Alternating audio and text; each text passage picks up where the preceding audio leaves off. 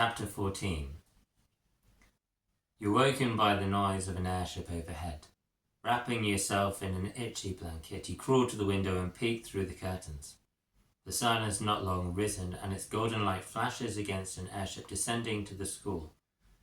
It's not the arcing curves of the Orca which meets your eyes. It's a very different airship, square-cut, heavily armoured, with a deep carriage. You feel your stomach twist. This can't be good. You dress and your boots crush against the frosty grass as you try and get close without being seen. You need to know what's coming. You need to be able to prepare.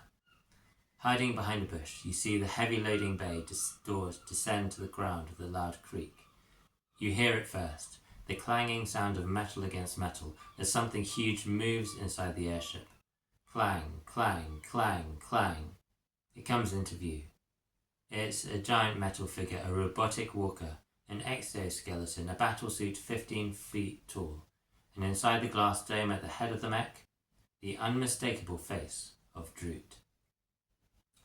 You hurry away, wondering what on earth is going to happen next. These thoughts are driven from your head at breakfast by Poppy. "I've got it in my bag," she says. "The bottle." Right? The copycat. You can practice outside the classroom. Let's do it after lessons finish this afternoon, before it gets dark. You nod, but as you turn, you see Eloise standing behind you. "Not planning more mischief, are you?" she says. "What new conspiracy are you plotting against me?" "You're delusional," says Poppy. "Then tell me, what are you planning to do after lessons today?" "That's none of your business," says Poppy. "Everything is my business," she says, stumping her foot. "This is my kingdom." "Not yet," you say. "If it was up to me, the three of you would be thrown out beyond the wards after dark. Let the terrors leave you dead for the morning, but the headmaster won't allow it. Yet." "You speak to Birdington," you blurt before you can help it. "What's behind the mask?" "Ugh, you're gross," Eloise says, shoving past you.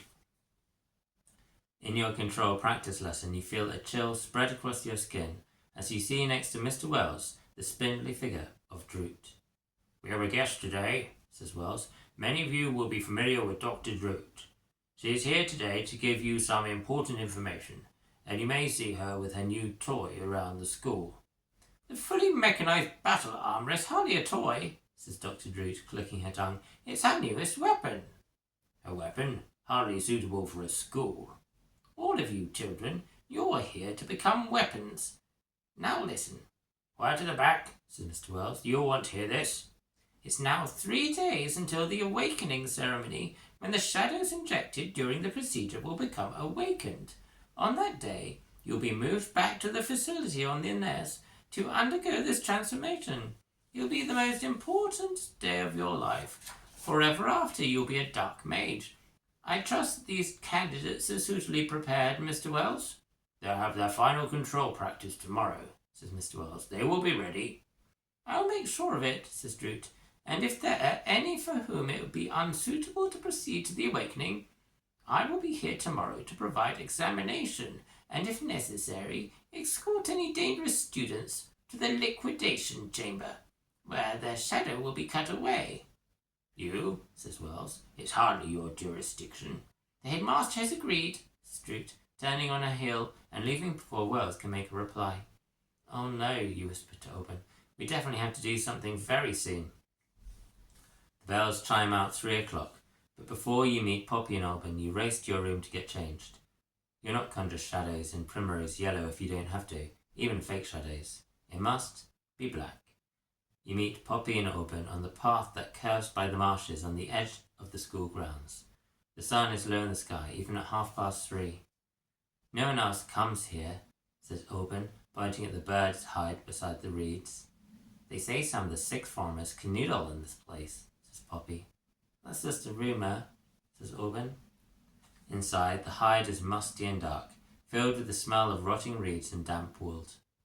It's barely bigger than a large cupboard, with slats of windows and an old stool with a spiderweb still clinging to the leg. A few ancient leaflets about wading birds lie curled up in one corner. "It'll do," says Poppy, wrinkling her nose. Owen peeks through a slit in the wall. "It feels like we're being watched, but I can't see anyone." "You're just nervous," says Poppy. Poppy kneels down and carefully removes the glass vial from her bag. Inside, darkness sloshes like thick oil, a miniature storm twisting in slow spirals. It's all yours, Poppy says, grinning. And I meant to practice with it. See if you can guide it, shape it. If you can't, we'll stop. Easy for you to say, you murmur, staring into the churning blackness. You hold out your hands. Poppy feels for the brass seal and then releases it with a click. A faint hiss escapes as the pressure releases. A stream of darkness unspool like smoke and fills the space. It doesn't rise but thickens as it curls round your boots, your legs. Slick, thunderous, heavy and weightless. You breathe in. Close your eyes, reach. The shadows respond. They quiver, stretch. That's it, Poppy whispers. You try to shape them, make a simple sphere like in class. It wobbles, it shifts. The shape is wrong. Your thoughts are slipping. Part of you, deep inside, tilts. Rosie, Woodman says. You grit your teeth. Focus. The darkness is listening. Too much.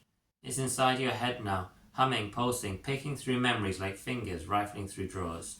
Your fear spikes. The darkness explodes. A roar tears through the hide. A torrent of thick shadow bursts upwards in a tight column, punching straight through the roof. Wood snaps. Splinters rain down. The glass canister shatters with a shriek. Wind howls. The wooden walls buckle. The reeds outside are alight, flickering with black and violet flame. The marsh grasses around the hide whip and hiss. Poppy has thrown herself flat. Auburn shields his head.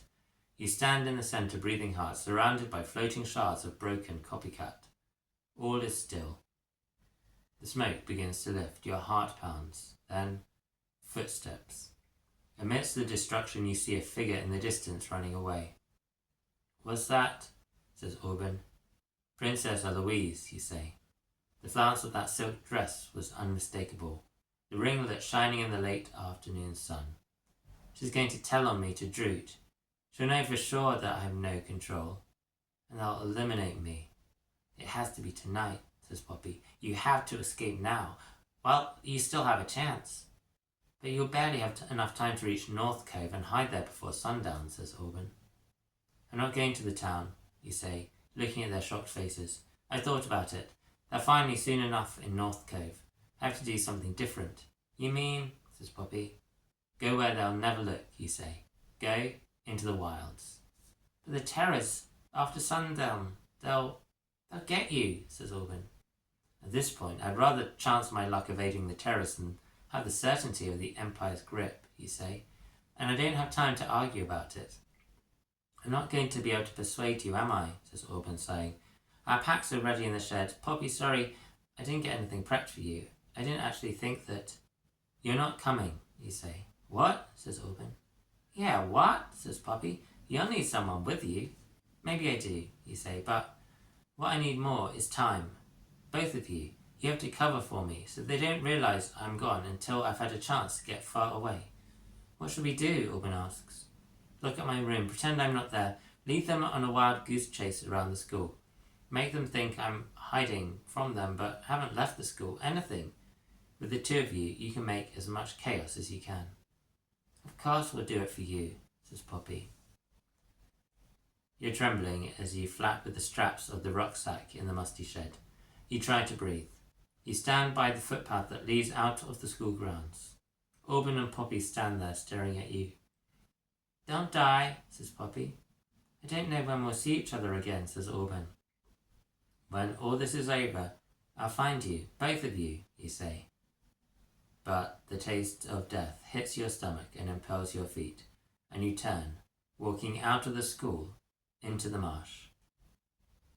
You realise too late, you didn't hug them goodbye.